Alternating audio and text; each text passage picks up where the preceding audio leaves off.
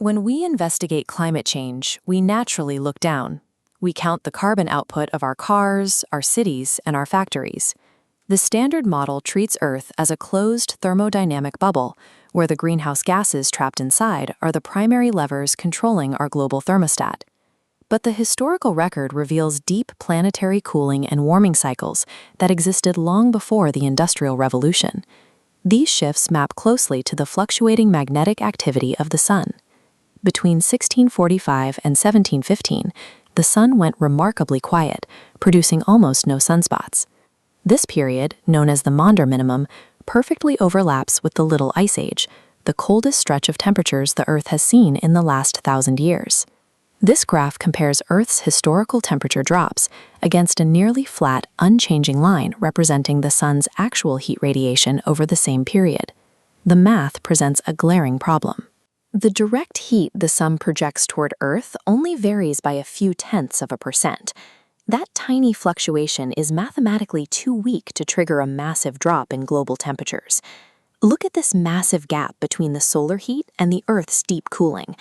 To make sense of this data, there has to be an unknown hidden amplifier driving the change.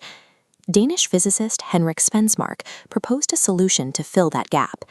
His theory of Cosmoclimatology attributes that missing variable to the remnants of exploding stars in deep space. Our planet is not an isolated rock floating in a vacuum. Its atmosphere is vulnerable to energetic forces originating thousands of light years away. Deep in the Milky Way, ancient supernovas continuously bombard our solar system with highly energetic subatomic particles called galactic cosmic rays.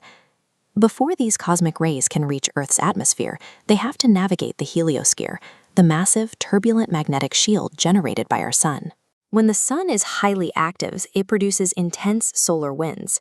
These winds create a dense, highly charged magnetic barrier, sweeping the vast majority of incoming cosmic rays completely around and away from Earth. When solar activity drops, that magnetic shield weakens. Without that barrier, a massive flood of galactic cosmic rays penetrates deep into our atmosphere. The Sun dictates our climate by acting as a giant magnetic bouncer, regulating the exact volume of deep space cosmic rays allowed inside. Its magnetic field, rather than its heat radiation, becomes the primary lever for change. So, what physically happens when a high-speed galactic cosmic ray collides with Earth's lower atmosphere? To find out, researchers built a specialized stainless steel chamber at the CERN laboratory in Geneva. The cloud experiment meticulously recreated our atmosphere's microphysics under highly controlled laboratory conditions. They found that when these cosmic rays strike, they ionize the air. The high-speed rays violently knock electrons off resting molecules of oxygen and nitrogen. The newly freed electrons act as rapid catalysts. They immediately attract trace atmospheric gases suspended over the ocean, pulling them together into tight clusters. These cloud condensation nuclei are the essential microscopic seeds required for liquid water droplets to form. Without this subatomic cosmic intervention from space, our atmosphere would lack the chemical triggers necessary to generate widespread cloud cover. Scaling this subatomic reaction up to the size of a planet finally closes the mathematical gap we saw earlier.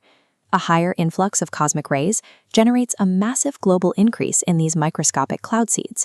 With more seeds available for water vapor to cling to, the atmosphere physically forms denser, much more widespread layers of low-level clouds across the globe. This cross-section demonstrates the effect of planetary albedo. These thick, white cloud layers act as a massive planetary mirror. They reflect the Sun's incoming light and energy directly back into deep space before it ever has a chance to heat the Earth's surface. By blocking that incoming solar energy, the clouds force a direct, physical cooling of the planet. Apply this mechanic to the warming trends of the 20th century. During this period, the Sun was highly active. Its strong magnetic shield blocked incoming cosmic rays, which starved the lower atmosphere of cloud seeds. With fewer clouds to act as a mirror, more solar radiation hit the surface, warming the Earth. While carbon dioxide remains a factor, Cosmoclimatology forces a significant inversion of standard models.